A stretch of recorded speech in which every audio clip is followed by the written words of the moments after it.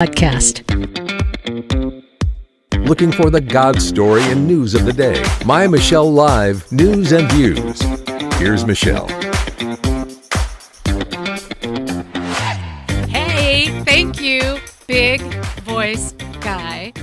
I am Michelle Mendoza, and we are setting up for our News and Views Thursday podcast. But you, if you're watching this live, are getting to get a little inside look. If not, you can always watch the rebroadcast at mymichellelive.com. This Thursday, we're going to be talking about what's going on at the border. Some of what's happening we're not really hearing, or unfortunately, seriously, really true news story. We can no longer call it a crisis, or, we have to be careful of how we're talking about it. And it's all between semantics, optics, and spin doctoring. Politics has messed up what's happening at the border more than maybe anything else. So we have pulled out the experts to talk about it. Not just Michelle with her grandiose, in my own mind, opinions, but we're getting some folks who have really done the research and know what's going on and can come up with some answers. So he is a senior national security fellow with the Center for Immigration Studies, and he's written this book, America's Covert Border War. What is it? What is this book about? And what does Todd Bensman know that we don't? We will find out. Todd, thank you for making time for us.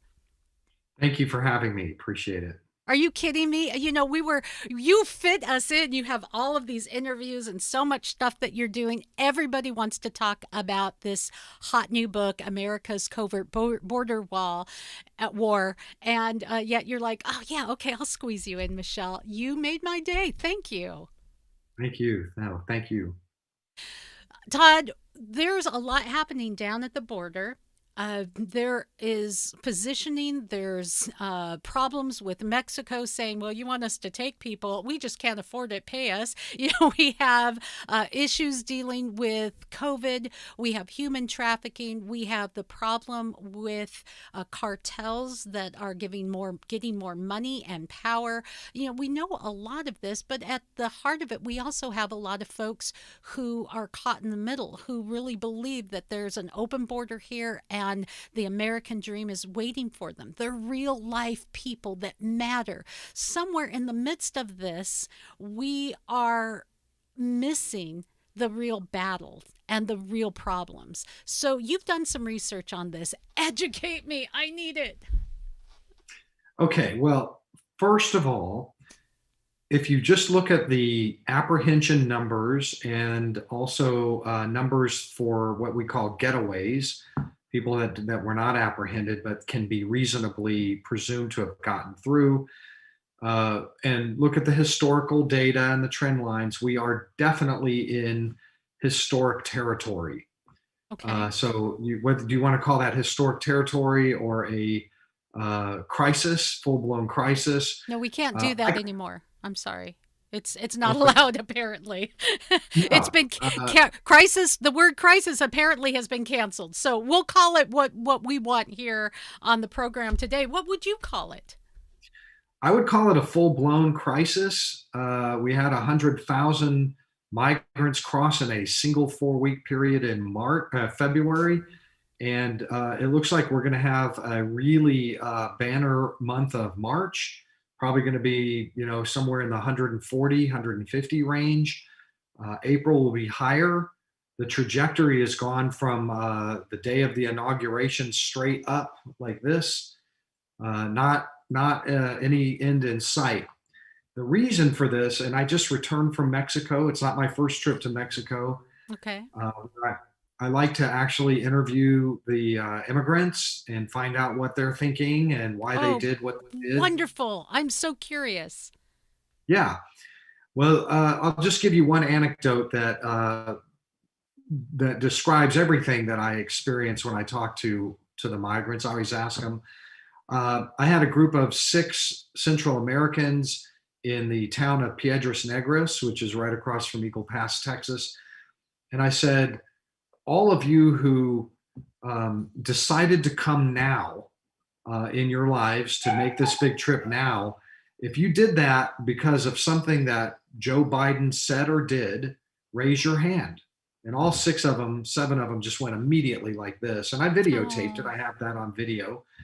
But when you interview them and ask them, why the border now, they'll say, Biden promised that he was going to open it. We made our decision based on what he said during the campaign. Hmm. So there are hurricanes and there are, just sort of gravitational problems that are always there in the rest of the world. Most of the world is poor, much poorer than the United States. And Yeah. when you ever have that imbalance, you are going to have push and pull toward the place that's easier and nicer and offers better opportunities. But you don't always get to get in. Under Trump, you could not get in very easily. There was a high risk that you'd be thrown back into Mexico.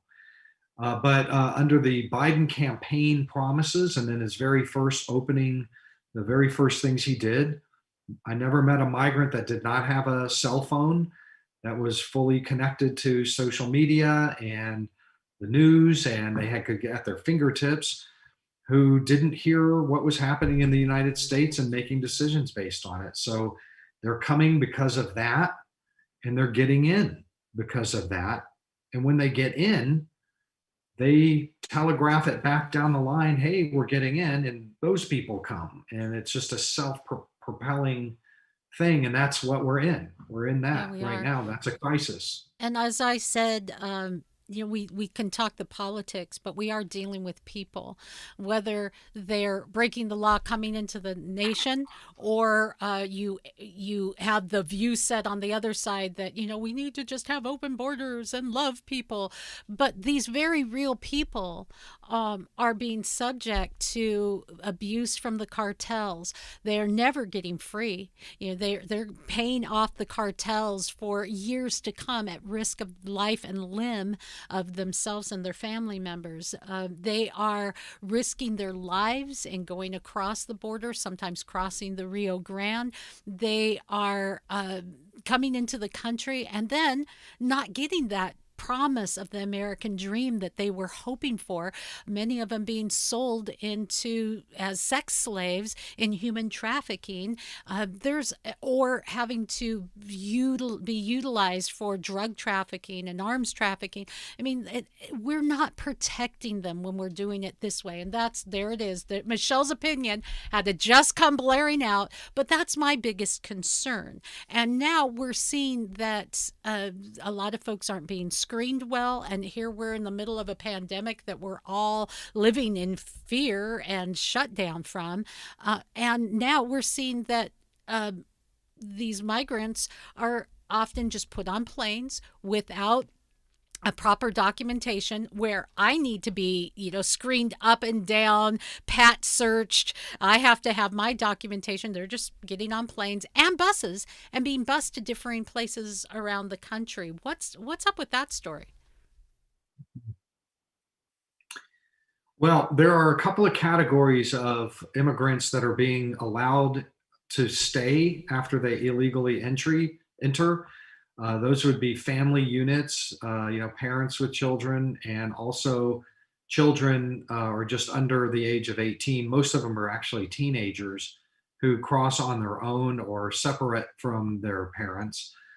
And those people are paroled into the United States now, whereas before they were thrown back to Mexico and told to wait there and wait your turn to apply for asylum or something like that. So those people, when they cross and get in, they are being put aboard. They're very quickly processed. They're given a legal document, a COVID test, and they're filling up buses one after another all day long from California to the tip of Texas, and they're being shipped into the cities of their choice, often to join relatives or friends or people that can help them get situated. They'll probably at some point apply for political asylum. Virtually none of them are actually eligible for asylum. They're mostly economic immigrants asylum is for people who are, persecuted by governments or fleeing persecution, not violence, but persecution, like government persecution. Think Vietnamese boat people, Yeah. who were trying to get away from the re-education camps of communist North Korea, that sort of thing. And the word is passed back. And sometimes you don't even need to have the word passed back. The President of the United States held a press conference just the other day where he told, it was an internationally televised press conference, and he told the entire world that if you're under the age of 18 and you get near our border, we're letting you in. We will not push any of you back. And so when I heard that, I was thinking, well, very soon there'll be a major escalation in underage minors. That Or should people start who to hit the border again. identify. Can I just say, or people who identify as underage minors, because Well, you don't have I'll put that in documentation. quotation marks because very often they don't show up with proof of age, and they just say, they all know that if you say you're 17, you get in, but if you say you're 18, you don't get in. So they're all under 18, if you know what I mean. And I had a border patrol Of agent talking course. to me the other day. He was saying that he ran across a guy that looked like he was 25, and he was going to bring him back to the bridge and return him. And the guy said, "I'm 17." And the border patrol said, "No, you're not. Prove it." And the guy said, "No, I'm 17. You prove I'm not." And Hmm. he had to just let him into the United Yeah. States. Well, of course, I would And do the same. I mean, I'm not going to lie. If that were, well, yeah, I wouldn't lie. That's true. And I'd be, but I can relate to their dilemma. They've come this far, and all you have to do is say, no, no, no, I'm 17. I'm 17. yeah, I mean, It's an you absolute do. mess. And whether you want people, you think we can be here as welcoming open arms, and I believe in immigration. I think it's wonderful for our nation. I think the diversity is fabulous. I think people, particularly from Latin America, bring a work ethic and a faith that is rich to our nation. But we need to protect them as well as our nation, and do it in a logical, reasonable, organized way. My goodness, the cartels are more organized and know more of how to get people across a border than we do. But there's a deeper story that I wanted to get to that you cover in your book, America's Covert Border War. It's the untold story of the nation's battle to prevent jihadist infiltration. I mean, how real is that? We haven't heard a lot about jihadis and ISIS and all of this for, I don't know, it's been 4 or 5 years, hasn't it? Yeah, well, it's a very taboo subject, which is why I was attracted to it. It's one of those topics that if you say it out loud that that's happening, then you're almost immediately scored as some kind of a nativist, racist, or that you're a fear monger or something. But what the book does is it actually establishes that the U.S. Homeland Security establishment or enterprise, as a DHS and all of the agencies, since 9/11 have actually fielded real programs, counterterrorism programs, to deal with the threat of terrorist infiltration from countries of national security concern in the Middle East, North Africa, South Asia, think Afghanistan, Pakistan, because there actually is a flow of thousands of migrants from those very countries right through the same routes to the southern border. And they show up at the southern border And they're all with 17. yeah, well, that's a separate issue. But right now, if Yeah. they say they're 17, they're probably turnstiled right in. But they show up without any identification or anything like they just say, "My name is Mickey Mouse, and I apply for asylum." And there's an apparatus that's in place to try to figure out who they are and what the threat is of that issue. And what I found in the research is that over the years, that apparatus that's in place, not just along the actual physical land border, but throughout South America, we have personnel stationed all over for 15 years dealing with this problem. that the American public has never known about. That's why I say covert, have actually stopped terrorist travelers throughout Latin America who are on their way to the US border, and they deport them there. So you never even hear about it. Also, you have quite a few terrorist suspects who hit the southern border and are discovered and apprehended and dealt with through these programs that I outline in the book. So the book is really not about what Todd Bensman thinks or Donald Trump or any of those people. It's what the professional national security uh, analysts and officers think about this and how they do their jobs and what programs are out there. Just kind of an idea, a way to provide a neutral, finally, a neutral, apolitical, factual guide out there about this problem, that there is a thing out there. And every time it gets brought up, everybody gets in a big fight about it. You know, you'll have the people on the left will scream and holler at whoever's saying it that you're lying and a fearmonger trying to suppress Hispanic immigrants by saying that there are jihadists among them. And then you have the people on the right who very often over exaggerate the threat, but the threat's actually there somewhere in between. And Yeah. the book lays it out. And I think on the right as well, uh, well meaning people can have a resentment against all immigration. We kind of throw the baby out with the bathwater, so to speak, when dealing with immigration and thinking, we just got to shut our borders. That build a wall means shut our borders down, and this is just for us. But it's really not that at all. It is really about protecting everyone. And I appreciate you, Todd. I appreciate that your book is apolitical. Um, Unfortunately, sometimes we are not hearing the very statistics and reports that people like you are giving because of the things that you mentioned, because well, we don't want to seem racist. And you don't believe me? Think about this. Have you ever, Todd, I'll ask you this, and as you're listening, think about this, answer this question in your head. Have you ever been on social media and someone says something and you were going to post something and you go, no, that's going to open up a can of worms? I mean, isn't that kind of how we're living? Have you ever done that? Yeah, it's a little bit of a chilling effect out there. Yeah. There's no doubt about that. But I'll tell you this about the book, America's Covert Border War, that if people who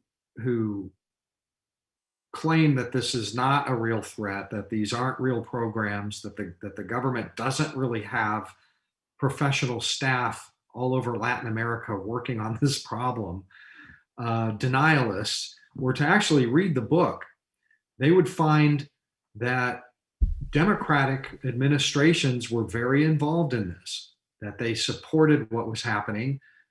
Jay Johnson, most recently, was a huge proponent of programs to stop jihadist infiltration at the border. I have memorandum from him. I have interviewed him. He was putting forth major programs at DHS to improve what we're doing down there to stop jihadist infiltration over the border.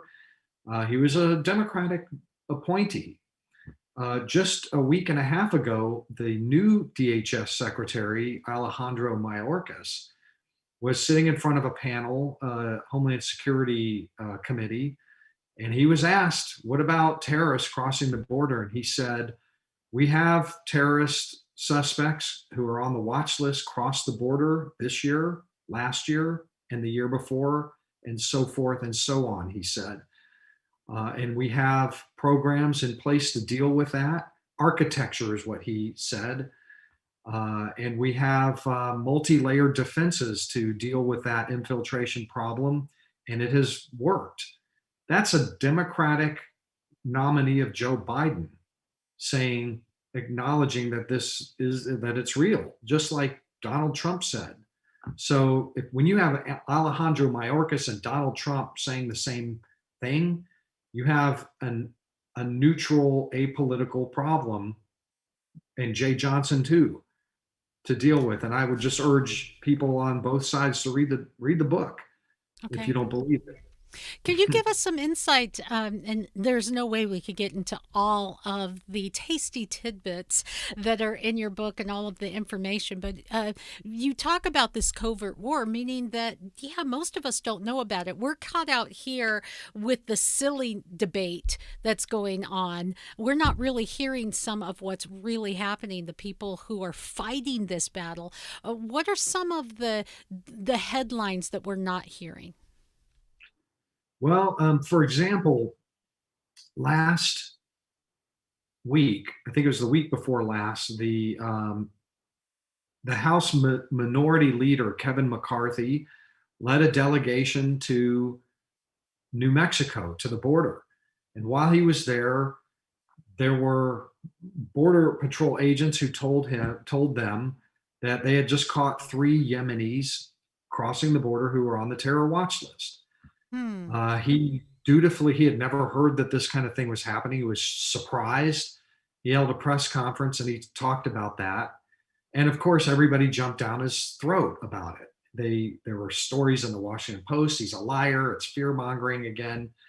But the truth is that there were 3 Yemenis who crossed the border in New Mexico who are on the terror watch list.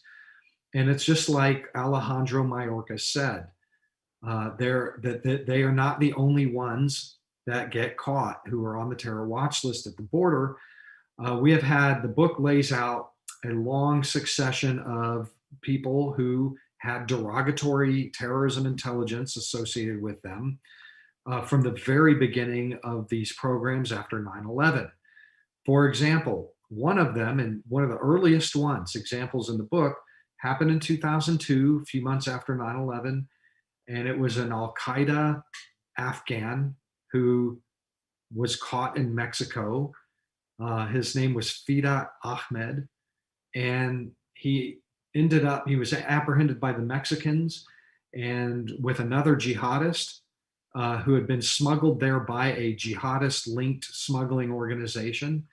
And that guy, Fida Ahmed, ended up in Guantanamo Bay as an enemy, labeled as an enemy combatant, Wow. on his way to the United States. And every single thing that he said was a lie. He was covering up what he was up to. That was one of the earliest ones. And the book is filled with anecdotes just like that all the way through.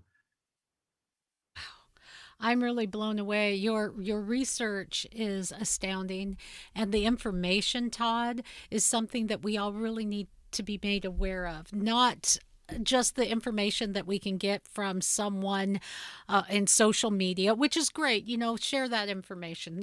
Stuff, share it. You're going to share My Michelle Live. You're going to share this and say, hey, guys, look, listen to this interview. That's great. But when you can go back to the source, research it a bit yourself, look at some of the work like you've done, this really gives some oomph to what's happening, and it goes beyond the headlines that at this point are just seeming like a lot of fluff. I'm so glad people like you are cutting to the heart of it because there are lives and real people on the line. Todd Bensman has been our guest. His book is America's Covert Border War. You can click on the link right there at My Michelle Live and get your own copy. And Todd, this has been a blast. I hope you'll join us again. Sure. Thank you very much for having me.